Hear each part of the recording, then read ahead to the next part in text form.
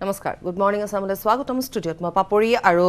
প্ৰথমটো breaking news নিমাতী ঘাটত দুৰ্ঘটনাত পতিত মা কমলা ফেৰীৰ মালিক পানীৰাম কলিতাক গ্ৰেপ্তাৰ কৰা হ'ল ডিব্ৰুগড়ৰ এখন নাৰ্ছিং হোমৰ পৰা গ্ৰেপ্তাৰ কৰা হৈছে পানীৰাম কলিতাক দেওবাৰে আটক কৰিছিল পানীৰামৰ পুত্ৰ গৌতম কলিতাক 8 ছেপ্টেম্বৰত নিমাতী ঘাটত দুৰ্ঘটনাত পতিত হৈছিল মা কমলা ফেৰীখন দুৰ্ঘটনাৰ পিছতে পলায়ন কৰিছিল ফেৰীখনৰ মালিক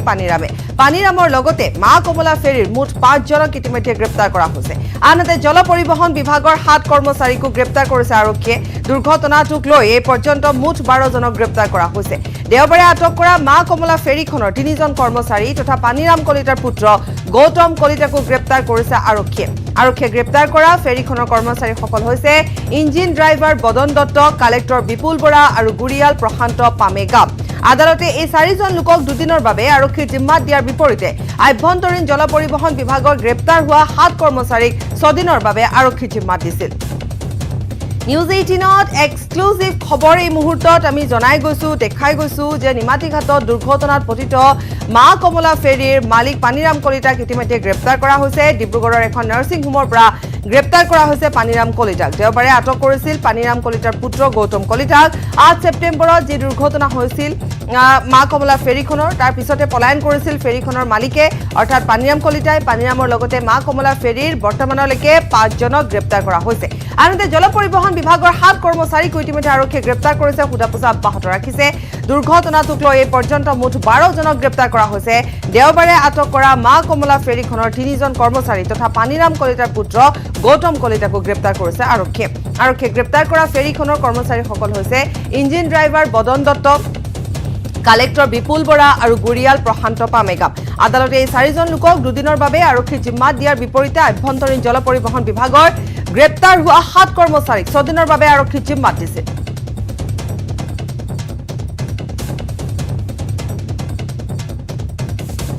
সেইমতে আমাৰ পাৰ্টি পঠাই দিয়ে আজি ডিব্ৰুগড় আদিত্য নাৰ্ছিং হোম তেওঁ ৰাস্তাত মানে গৈছিলে আৰু ট্ৰিটমেণ্টৰ কাৰণে তেনেকুৱাত আমাৰ পাই আপোনালোকে কালিও নিশাৰ ভাগত আপুনি আমাৰ গৈছিল কালি নিশা এটা টাৱাৰ লোকেশ্যন এটা বিশ্বত গৈছিল সেইটো পোৱা গ'ল নাছিলে আজি আমি সফল হ'লোঁ এইকেইদিন আত্মগোপন হৈ আছিলে ন গোটেই কালি বুধবাৰে ঘটনাটো হৈছে তেনেকৈ বুলি ক'ব পাৰি এতিয়ালৈকে সৰ্বমুঠ ঘটনাত কিমানজনক এৰেষ্ট কৰিছে 12জন এতিয়ালৈকে আৰু ছাৰ ধৰা সম্ভাৱনা আছে নেকি তদন্ত গতি চলি থাকিব তদন্ত অব্যাহত আছে যদি হৈ যায় তেতিয়াতো ডেফিনেটলি আমি ধৰিমেই কালি 7 জনক লৈছে কালি 7 জনক আমি 6 দিনৰ কাৰণে লৈছোঁ আৰু আজি 4 জনক 2 দিনৰ কাৰণে দিছে এই যে 2 দিনৰ কাৰণে লৈছে তাতে পানীৰাম কলিতাৰ পুত্ৰও আছে গৌতম কলিতা পানীৰাম কলিতাক আমি এতিয়া কি বুলি ধৰিব পাৰিম যে সৎ কোচৰ বাবে আনিছে নে তেখেতক আটক কৰা হৈছে এৰেষ্টেই কৰা হৈছে গ্ৰেপ্তাৰ পৰৱৰ্তী খবৰৰ মাজলৈ আহিছো ব্ৰেকিং নিউজ দুধনৈত জব্দ হৈছে 2.5 কোটি টকাৰ ড্ৰাগছ হেৰইন সহ নিচা জাতীয় টেবলেট জব্দ কৰা হৈছে আৰক্ষী জালত পৰিছে 3 ড্ৰাগছ সৰবৰাহকাৰী ডিমাপুৰৰ পৰা বাংলাদেশলৈ সৰবৰাহৰ বাবে অনা হৈছিল ড্ৰাগছখিনি কাটা তাৰৰ ওপৰেৰে বাংলাদেশলৈ ড্ৰাগছ সৰবৰাহৰ বিস্ফোৰক স্বীকাৰোক্তি প্ৰদান কৰা হৈছে ধৃত মণিপুৰৰ থেনচুংগাং সিংচাং ডিমাপুৰৰ ইমলিয়ান কুন লং কুমাৰ আৰু মানকাছাৰৰ ফকিৰুল ইছলাম দুধনৈৰ মাজেৰে নাগালেণ্ডৰ পঞ্জীকৃত এখন উইংগাৰ বাহনেৰে সৰবৰাহ কৰিছিল ড্ৰাগছখিনি ড্ৰাগছ সৰবৰাহ কৰা উইংগাৰ বাহনো ইতিমধ্যে আৰক্ষীয়ে জব্দ কৰিছে কিছুদিন পূৰ্বেও মণিপুৰৰ পৰা বাংলাদেশলৈ সৰবৰাহ কৰাৰ সময়তে জব্দ হৈছিল 21 লক্ষাধিক টকা সহ কেইবা কোটি টকাৰ ড্ৰাগছ পুনৰ এবাৰ কৈছো এই মুহূৰ্তত ড্ৰাগছ জব্দ কৰা হৈছে পুনৰ আৰক্ষীৰ অভিযান যেহেতু অব্যাহত আছে ড্ৰাগছ বিৰোধী অভিযান অব্যাহত আছে আৰু সেই সময়ছোৱাতে দুধনৈত জব্দ কৰা হৈছে প্ৰায় 2.5 কোটি টকাৰ ড্ৰাগছ হেৰইন সহ নিচা জাতীয় টেবলেট জব্দ কৰা হৈছে আৰক্ষীৰ জালত পৰিছে 3 ড্ৰাগছ সৰবৰাহকাৰী ডিমাপুৰৰ পৰা বাংলাদেশলৈ সৰবৰাহৰ বাবে এই ড্ৰাগছখিনি অনা হৈছিল কাটাতাৰৰ ওপৰেৰে বাংলাদেশলৈ ড্ৰাগছ সৰবৰাহৰ বিস্ফোৰক স্বীকাৰোক্তি ধৃত মণিপুৰৰ থেনচুংগাং সিংচাং ডিমাপুৰৰ ইমলিয়ান কুন লং কুমাৰ আৰু মানকাছাৰৰ ফকিৰুল ইছলাম দুধনৈৰ মাজেৰে নাগালেণ্ডৰ পঞ্জীকৃত এখন উইংগাৰ বাহনেৰে সৰবৰাহ কৰিছিল এই ড্ৰাগছখিনি ড্ৰাগছ সৰবৰাহ কৰা উইংগাৰ বাহনো জব্দ কৰিছে আৰক্ষীয়ে কিছুদিন পূৰ্বেও মণিপুৰৰ পৰা বাংলাদেশলৈ সৰবৰাহ কৰাৰ সময়তে জব্দ হৈছিল 21 লক্ষাধিক টকা সহ কেইবা কোটি টকাৰ ড্ৰাগছ স্পেচিফিক ইনপুটৰ হেৰিত বেচিছত আমাৰ দুধনৈ পিএছৰ অ'চি দুলাল মহন্ত আৰু S I Sumit Talukdar S I Montu বৰাৰ নেতৃত্বত এটা ছাৰপ্ৰাইজ নাকা লগোৱা হৈছিলে দুধনৈত আৰু সেইটো বেচিছত এখন নাগালেণ্ডৰ উইংগাৰ আহিছিলে টাটা উইংগাৰ তাত সেইখন ষ্টপ কৰি যেতিয়া চেকিং কৰা হ'ল তাত আপোনাৰ 3জন ব্যক্তিৰ সহিতে 256 গ্ৰাম ছাছপেক্টেড হেৰইন আৰু এৰাউণ্ড 40,000 WI টেবলেটছ পোৱা গৈছে আৰু সেই সংক্ৰান্তত 3জন ব্যক্তিক এৰেষ্ট কৰা হৈছে। এজন ব্যক্তি মানকাছৰৰ, এজন ডিমাপুৰ আৰু এজন নুংবা মণিপুৰৰ। আৰু ফাৰ্ডাৰ ইনভেষ্টিগেশ্যন চলি আছে। ডিটেইলছ ক'লৈ নিবলগীয়া আছিলে, যিহেতু স্পেচিফিক ইনফৰমেশ্যনৰ বেচিছতে অপাৰেশ্যনটো কৰা হৈছিলে OC দুধনৈৰ দ্বাৰা, গতিকে সেই ইনফৰমেশ্যন পোৱাৰ পাছত আপোনালোকক জনোৱা হ'ব। 256 গ্ৰাম হেৰইন ইন 20 পেকেটছ আৰু 40,000 WI টেবলেটছ, ইয়াবা টেবলেটছ বুলি যিটো কয়, মেথামফেটামাইন, সেইটো বজাৰ মূল্য 40,000 WI টেবলেটছৰ আজিৰ দিনত প্ৰায় 2 কোটি টকা হ'ব।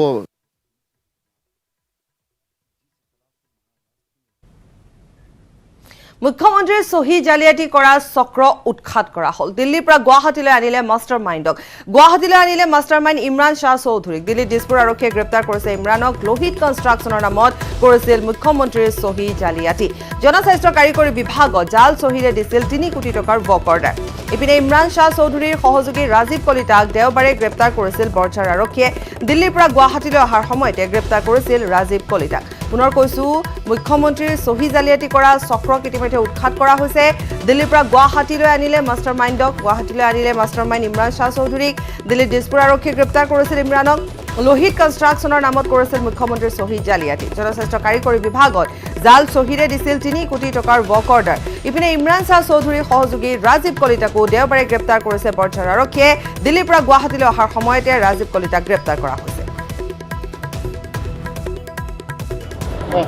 যোৱা 4 দিনৰ পৰা তেওঁ যেতিয়া গম পালে যে তেওঁ লগৰ কেইজনক ইয়াতে এৰেষ্ট কৰা হৈছে, তেওঁ তেতিয়াৰ পৰা দিল্লীৰ বিভিন্ন স্থানত আত্মগোপন কৰি আছিলে।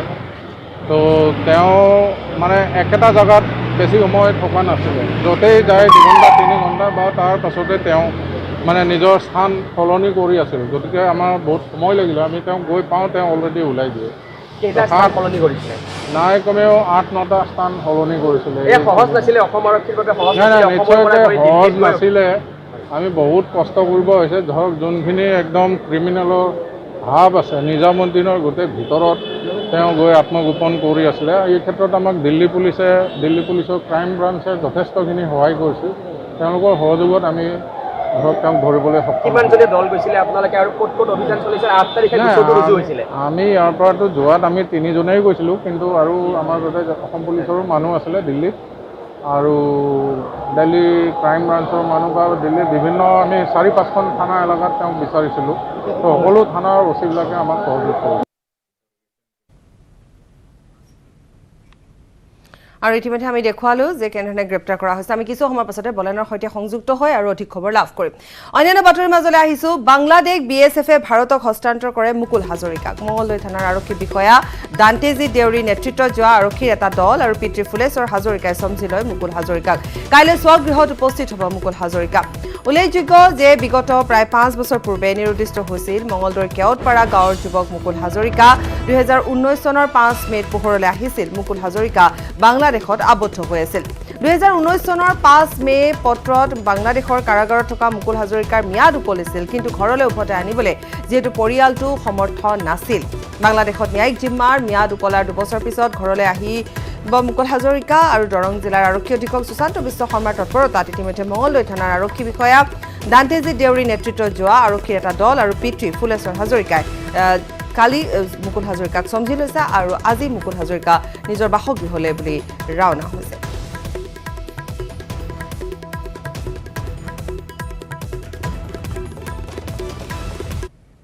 ৰাছিয়াত যুদ্ধ সদৃশ পৰিৱেশ। এফালে যদি আৰ্মি টেংকেৰে ধাৰাসাৰ গুলীবৰ্ষণ, আনফালে ইটোৰ পাছত সিটোকৈ ৰকেট নিক্ষেপ।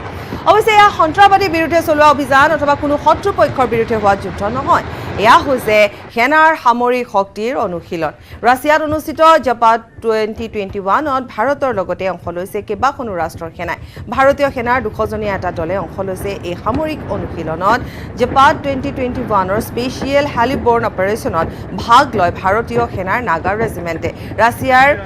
MI-17 হেলিকপ্টাৰ ব্যৱহাৰ কৰি নাগাৰ ৰেজিমেণ্টে প্ৰদৰ্শন কৰিলে ভাৰতীয় সেনাৰ শক্তি। উল্লেখযোগ্য যে 9 ছেপ্টেম্বৰৰ পৰা অনুষ্ঠিত হোৱা এই সামৰিক অনুশীলনৰ সামৰণি পৰিব 16 ছেপ্টেম্বৰত।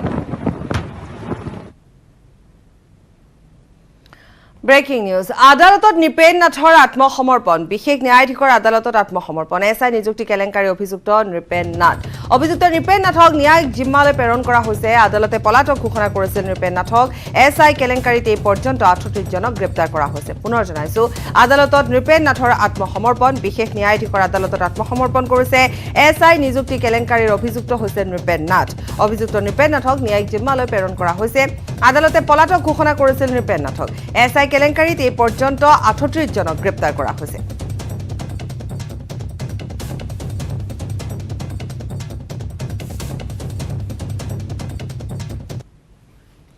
মাজুলীৰ পিছত ধুবুৰী যোগমায়া পাৰঘাটত উত্তপ্ত পৰিস্থিতিৰ সৃষ্টি হয় মানকাছাৰ হাতশিঙিমাৰী তথা দক্ষিণ পাৰৰ শ যাত্ৰীৰ ধুবুৰী পাৰঘাটত হাহাকাৰ অৱস্থাৰ সৃষ্টি হৈছে নিমাতীঘাট দুৰ্ঘটনাৰ পিছত ভুটভুটিসমূহ বন্ধ কৰি দিয়াত হাহাকাৰ হৈছে এতিয়া যাত্ৰীসকলৰ মাজত পৰিস্থিতি অধিক উত্তপ্ত হৈ পৰাত পাৰঘাটত উপস্থিত হৈছে ধুবুৰী জিলা উপায়ুক্ত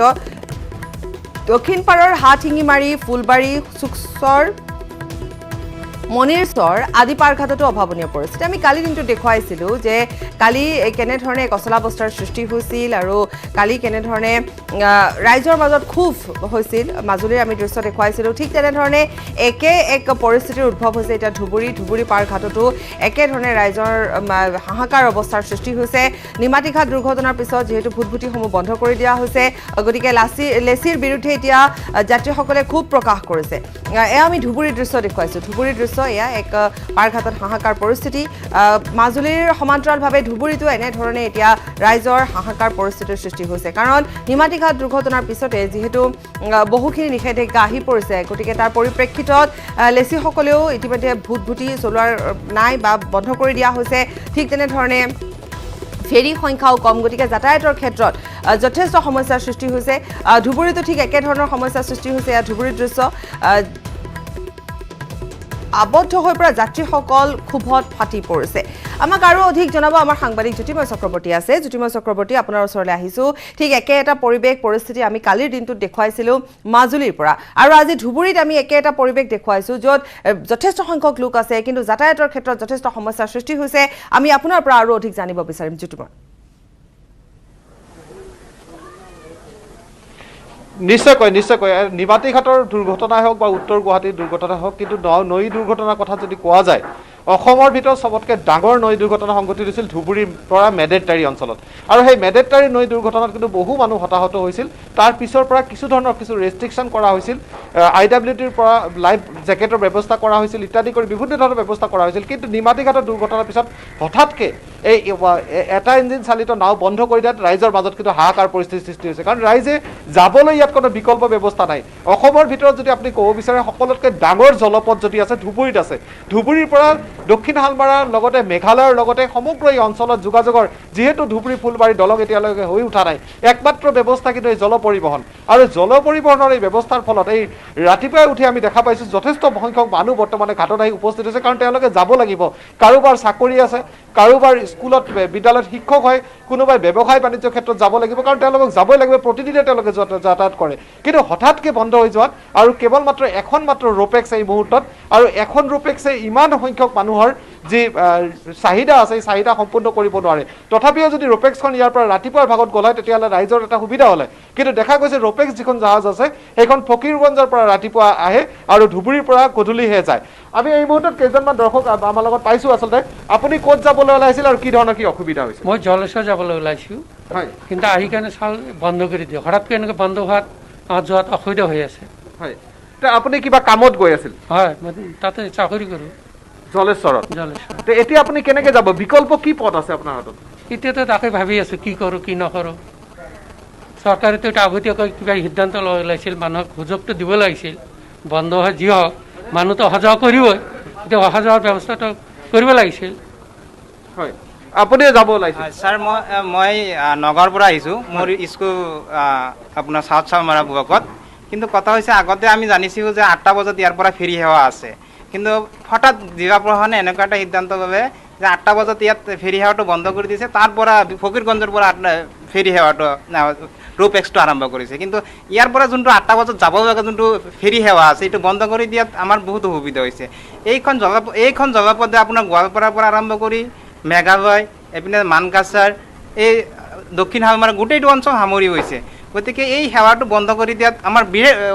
জনসাধাৰণৰ বহুত অসুবিধা হৈছে এতিয়া চাওক আমি ৰাতিপুৱা ট্ৰেইনত আহিছোঁ ট্ৰেইনত অহাৰ পিছত এতিয়া ৰাতিপুৱাৰ ইয়াত ৰখি আছোঁ নাই ফেৰী সেৱা নাই ইয়াত আৰু কোনো বিকল্প পথ নাই যোৱাৰ কোনো উপায় নাই এতিয়া অভয়পুৰী হৈ যাব লাগিব গোৱালপাৰা বঙাইগাঁও হৈ যাব লাগিব কিন্তু আমাৰতো ইমান টকা খৰচ কৰি কেনেকৈ যাম এতিয়া চৰকাৰ মোৰ অনুৰোধ জিলা প্ৰশাসনক যে জিলা প্ৰশাসনে উচিত এটা ব্যৱস্থা কৰক যাতে এই 8টা বজাত যোনটো ফেৰী সেৱা আছে তাৰ বিপৰীতে ৰৌপেক্সৰ ব্যৱস্থা এটা কৰক যাতে মানে 8টা বিকল্প হিচাপে মানুহ যাব পাৰে দুটা ৰৌপেক্স এটা ফকিৰগঞ্জৰ পৰা দিছে ইয়াৰ পৰা এটা ৰৌপেক্স দিব নিশ্চয় আৰু এখন ৰৌপেক্সৰ চাহিদা ৰাইজে কৰিছে আপুনি কি ক'ব আপুনি ক'ত যাবলৈ ওলাইছিল আমি জলেশ্বৰ যাবলৈ জলেশ্বৰ যাব ওলাইছিল কিবা কামত আচলতে এতিয়া কি কৰিব এতিয়া উপায় কি আছে উপায়টো চিন্তা কৰি বিচাৰি পোৱা নাই কি কৰিম নকৰিম বিকল্প ব্যৱস্থা এটা কৰিলে ভাল আছিলে যেনেকৈ এইটো ৰাতিপুৱাৰ পৰা ফকিৰগঞ্জৰ পৰা আহিছে ইয়াৰ পৰা ৰাতিপুৱা এটা দিব লাগে এনেকৈ কমচে কম ইমাৰ্জেঞ্চি মানুহকেইটা যে কামত এটা লাগিলেহেঁতেন সেইটো কাৰণে বহুত অসুবিধা পেচেণ্ট বহুত অহা যায় দিগদাৰী হয় এনেকুৱা সমস্যা আচলতে কথা এটা ক'ব লাগিব যে এই আমি এটা প্ৰথমে উল্লেখ কৰিছোঁ ধুবুৰী হৈছে অসমৰ ভিতৰত সৰ্ববৃহৎ জলপথৰ যি যোগাযোগ কেন্দ্ৰ জ্যোতিময় তেওঁলোকৰ সমস্যাখিনি আমি শুনিলো বা তেওঁলোকে যিহেতু যাতায়াতৰ ক্ষেত্ৰত যথেষ্ট সমস্যাৰ সৃষ্টি হৈছে কাৰণ একমাত্ৰ উপায় জলপথেদি যাব লাগিব গতিকে এই ক্ষেত্ৰত এতিয়া নিমাতীঘাট দুৰ্ঘটনাটোৰ পিছত প্ৰশাসনে বা চৰকাৰে সিদ্ধান্ত গ্ৰহণ কৰিছে কিন্তু পূৰ্বৰে পৰা যদি এনেকুৱা ধৰণে পৰিকল্পিতভাৱে কিছু ব্যৱস্থা কৰা হ'লহেঁতেন হয় আজি হয়তো নিমাতীঘাট দুৰ্ঘটনাও নহ'লহেঁতেন হয় আৰু হয়তোবা আজি ৰাইজৰ মাজত এই দুৰ্ভোগ বা এই দুৰৱস্থাও নহ'লহেঁতেন হয় জ্যোতিময় নিশ্চয়কৈ কোনো ধৰণৰ পৰিকল্পনা নাই আচল কথা যি IWD যি জাহাজসমূহ আছে যি বৃহৎ ৰৌপেক্সৰ নিচিনা জাহাজবোৰ আছে 4-5খনকৈ জাহাজ ধুবুৰীত বেয়া হৈ পৰি আছে যে বিগত 3-4 বছৰে সেইবিলাক ঠিক কৰাৰ কোনো পৰিকল্পনা নাই জল পৰিবহণ বিভাগে যি ফেৰীসমূহ যি লঞ্চসমূহ চলে এইবিলাক কিন্তু যদিও মেৰাইন ইঞ্জিন নহয় ইয়াত কিন্তু ট্ৰাক বা বাছৰ ইঞ্জিন লগোৱা হয় যাত ফ্ৰণ্ট গিয়াৰ আৰু বেক গিয়াৰ আছে ইয়াত কিন্তু এইটো কিন্তু অথৰাইজ আচলতে চলাব পাৰে কিন্তু বিগত 3 বছৰে তেওঁলোকক নৱীকৰণ কৰা হোৱা নাই তেওঁলোকৰ লাইচেন্স নৱীকৰণ হোৱা নাই তেওঁলোকৰ ইঞ্চুৰেঞ্চ নাই তেওঁলোকৰ যিখিনি যাত্ৰী সুৰক্ষা থাকে সেইখিনি নাই আৰু সেইখিনি কৰা নাই কোনে আচলতে IWDৰ কথা যদি আমি ক'ব যাওঁ তেওঁলোকেই কৰা নাই বিগত সময়ত নাৱৰ মালিকসকলে বা নাৱৰ লেচিসমূহে তেওঁলোকে বিভিন্নভাৱে আবেদন নিবেদন কৰাৰ পিছতো কিন্তু আজিলৈকে ইমান বছৰে কৰা হোৱা নাই তে 3 বছৰে এই পৰি থকাৰ ফলত এনেদৰেই চলি আছে আচলতে এক কথাত মুখৰ কথা টেলিফোনিক বাৰ্তালাপত চলি আছে যাত্ৰী নিৰাপত্তাৰ কোনো চিন্তা নাই আভ্যন্তৰীণ জল পৰিবহণ বিভাগৰ এই এনেধৰণৰ কাম কাজৰ কাৰণে কিন্তু আজি এটা হাৰাশাস্তিৰ সৃষ্টি হৈছে দুৰ্ঘটনা সঘনাই সংঘটিত হ'ব যদিও প্ৰথম কথাটো হৈছে আপুনি ইতিমধ্যে কৈছে যে IWD যিসমূহ জাহাজ আছে আজি 2-3 বছৰ ধৰি তাত পৰি আছে কিছুমান আছে নৱীকৰণ কৰা নাই অৰ্থাৎ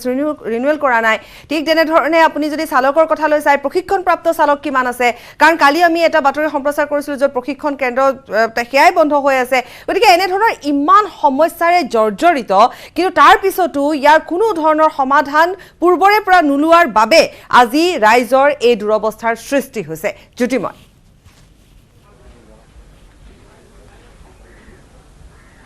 হয় নিশ্চয়কৈ ৰাইজৰ দুৰ্ভোগ হোৱাৰ কাৰণ এটা যে কোনো ধৰণৰ পৰিকল্পনা নাই পূৰ্বৰ পৰা কোনো ব্যৱস্থা নাই পাইলটৰ যে আচলতে নাৱৰ চালক যে তেওঁলোকৰ যে নাবিকৰ যে প্ৰশিক্ষণ সেই প্ৰশিক্ষণ নাই এনেদৰেই চলি আছে কেৱল মাত্ৰ কিছু স্থানীয় লোকে চহৰৰ লগত যাতায়াত কৰিব লাগিব কাৰণ ইয়াৰ বাধ্যতামূলক কাৰণ চহৰৰ মানুহ ৰাতিপুৱা উঠি দক্ষিণ পাৰৰ মানুহ ৰাতিপুৱা উঠি ধুবুৰীলৈ যদি নাহে তেওঁলোকৰ শিক্ষা দীক্ষাৰ পৰা আৰম্ভ কৰি ব্যৱসায় বাণিজ্যৰ পৰা আৰম্ভ কৰি চিকিৎসাৰ পৰা আৰম্ভ কৰি সকলো ধুবুৰীত তেওঁলোকে আহিবই লাগিব ধুবুৰীলৈ আৰু তেনে ক্ষেত্ৰত হঠাৎকৈ বন্ধ কৰি দিয়াত কোনো ধৰণৰ পৰিকল্পনাবিহীনভাৱে বন্ধ কৰি দিয়াত কিন্তু ৰাইজৰ মাজত হাহাকাৰ সৃষ্টি হৈছে আমি দেখুৱাব পাৰোঁ এই মুহূৰ্তত আপোনালোকক আমি এখন নাও দেখুৱাব বিচাৰিছোঁ জাহাজ এই মুহূৰ্তত এখন সাজু হৈছে আচলতে ইয়াত দেখা পাইছে আপোনালোকে যে এই মুহূৰ্তত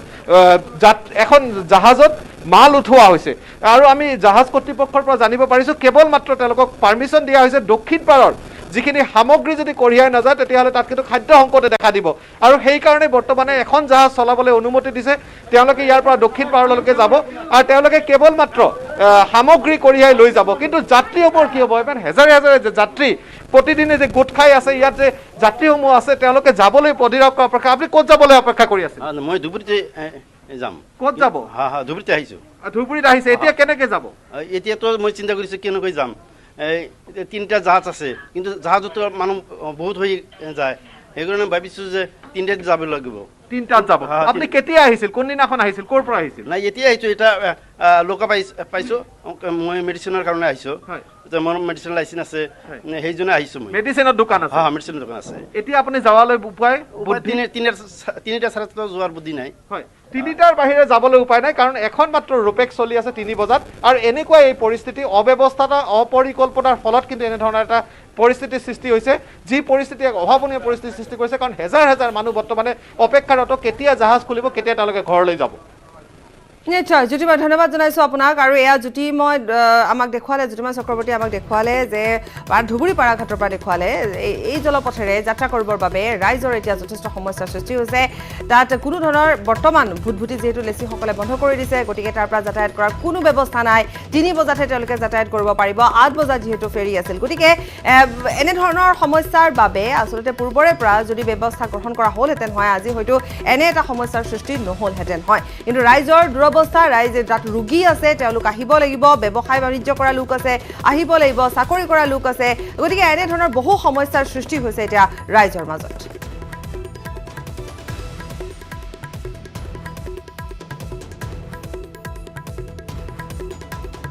জনহিতকৰ আঁচনিৰ অধীনত অসম নাগালেণ্ড সীমান্তৱৰ্তী মেৰাপানীবাসীৰ জনস্বাস্থ্যৰ প্ৰতি লক্ষ্য ৰাখি এখন এম্বুলেন্স বাহন প্ৰদান কৰে আমাৰ NGO social development forum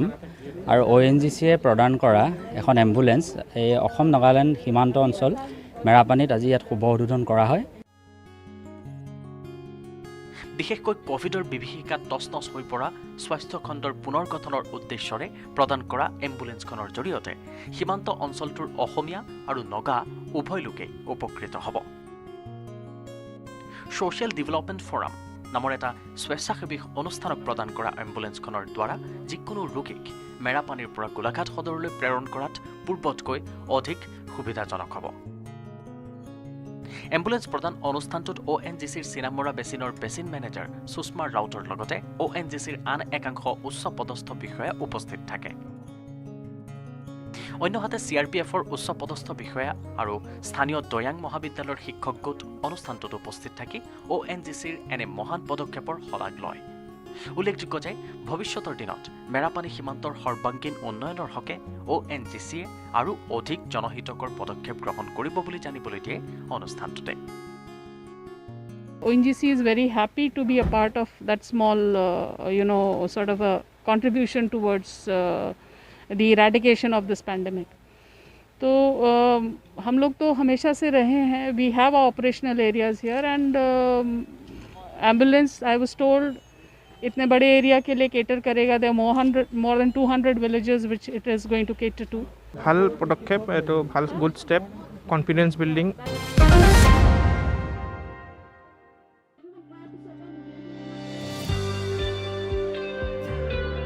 corona মহামাৰীৰ কাৰণে 5 মাহ ধৰি বন্ধ হৈ আছে সাপ্তাহিক বজাৰ সমান্তৰালকৈ মংগলদৈ চহৰত শনিবাৰে হোৱা মহিলা সাপ্তাহিক বজাৰো বন্ধ হৈ আছে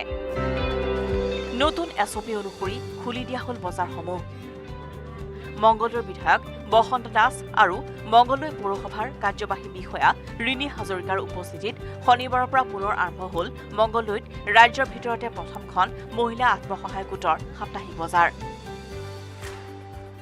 নিশ্চয়কৈ কৰোনা মহামাৰীৰ ফলত 5 মাহ ধৰি বন্ধ হৈ থকা বজাৰসমূহ এতিয়া খুলিবলৈ আৰম্ভ কৰিছে আৰু দৰং জিলাৰ একমাত্ৰ মহিলা বজাৰ মংগলদৈ চহৰৰ এই বজাৰখনো খুলিবলৈ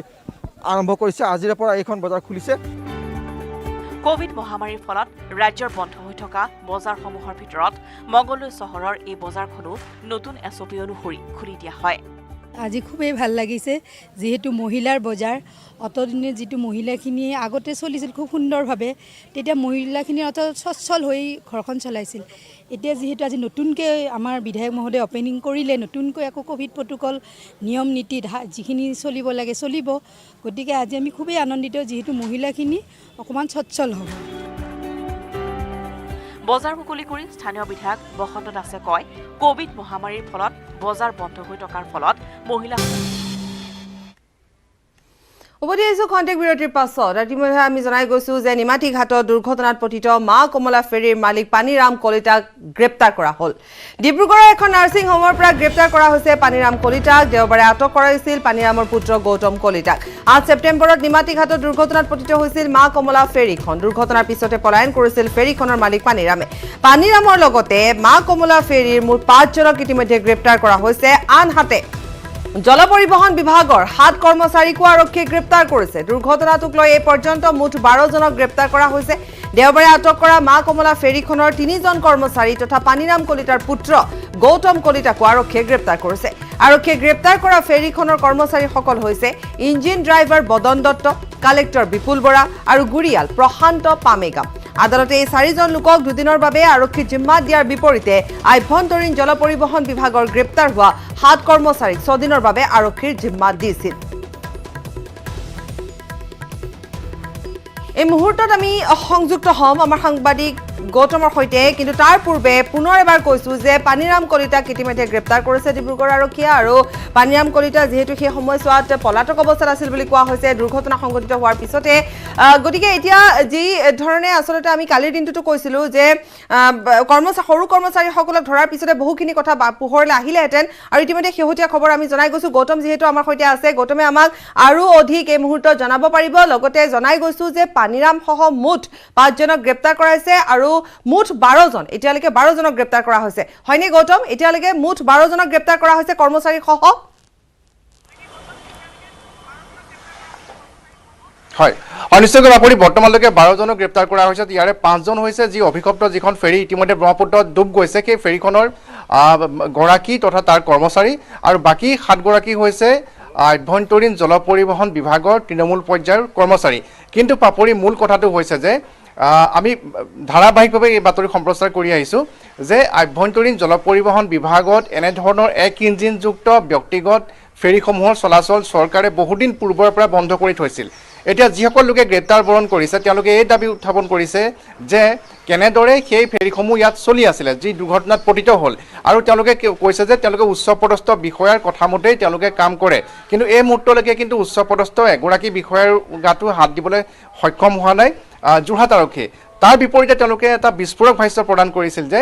যিসমূহ এক ইঞ্জিনযুক্ত ফেৰী মাজুলী আৰু নিমাতীৰ মাজত চলাচল কৰি আছিলে সেয়া মাজুলী জিলা প্ৰশাসনৰ জ্ঞাতসাৰে চলিছিলে অৰ্থাৎ ফেৰী গৰাকীসকলে মাজুলী জিলা প্ৰশাসন আৰু আভ্যন্তৰীণ জল পৰিবহণ বিভাগৰ একাংশ অভিযন্তা উচ্চপদস্থ বিষয়াৰ অনুমতি সাপেক্ষে তেওঁলোকে এনেধৰণে চলাচল কৰি থাকিব পাৰিছিলে কিয়নো যেতিয়া এবাৰ এখন ফেৰীয়ে যাত্ৰী লৈ যায় তেতিয়া ৮৭০ টকা আভ্যন্তৰীণ জল পৰিবহণ বিভাগক দিব লাগে বুলি তেওঁলোকে আমাক জানিবলৈ দিছে আৰু কৈছে যে এখন ফেৰী যদি ৪বাৰ অহা যোৱা কৰে তেনেহ'লে প্ৰতিটো টিপতে তেনেধৰণে ৮৭০ টকা দিব লাগে যদিও বহু ক্ষেত্ৰত কিন্তু তেওঁলোকে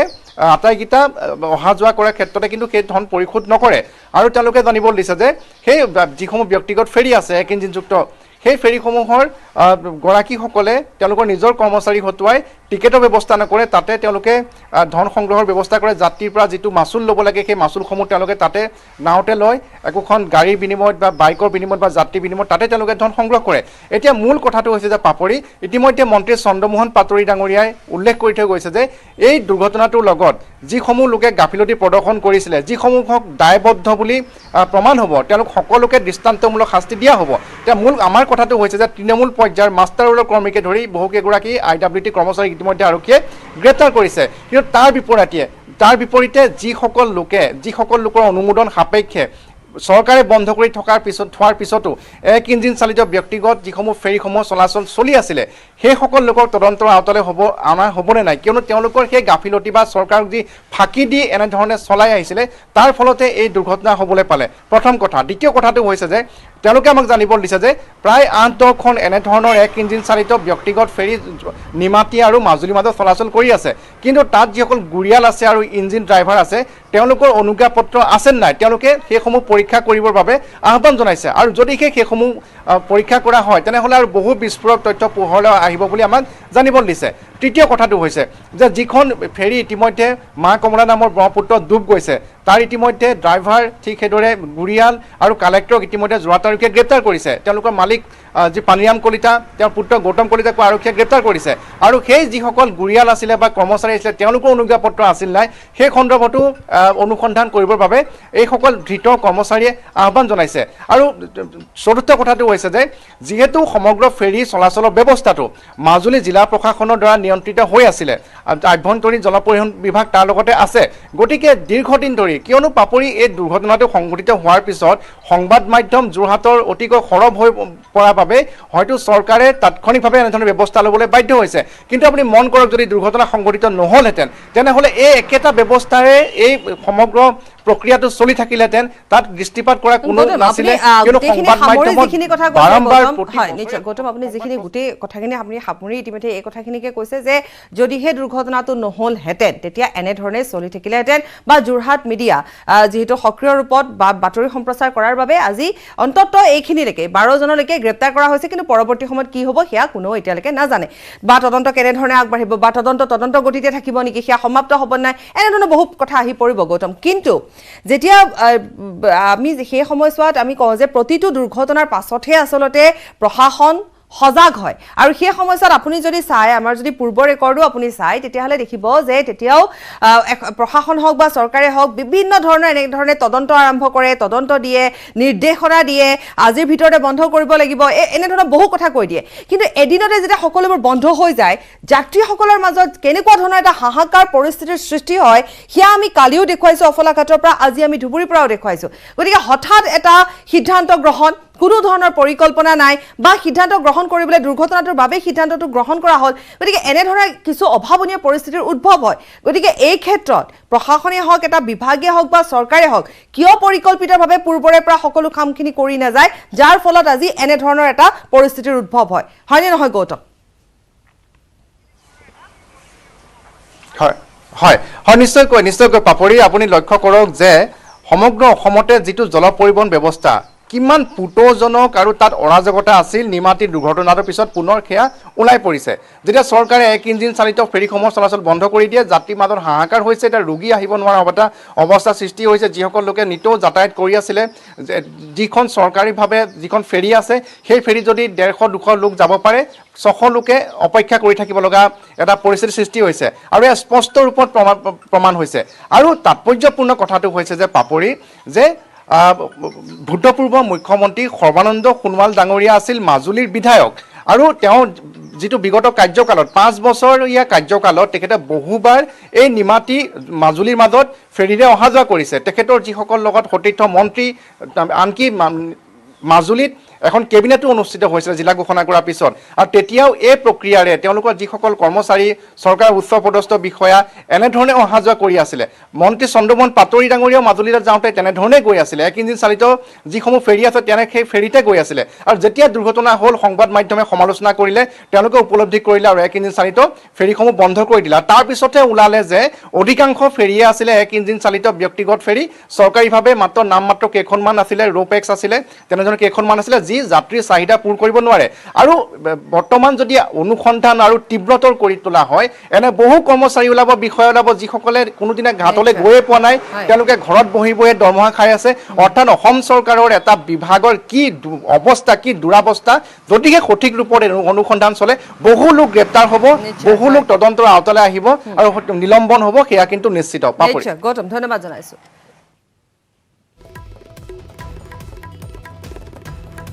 আৰু ইতিমধ্যে আমি কৈছোঁৱেই যে মা কমলা ফেৰীখনৰ আমি দুৰ্ঘটনাৰ পিছতে যিহেতু পানীৰাম কলিতাই পলায়ন কৰিছিল বৰ্তমান গ্ৰেপ্তাৰ কৰা হৈছে আৰু মুঠ কৰ্মচাৰীসহ 12জনক গ্ৰেপ্তাৰ কৰা হৈছে পানীৰাম কলিতা হৈছে মা কমলা ফেৰীৰ স্বত্বাধিকাৰী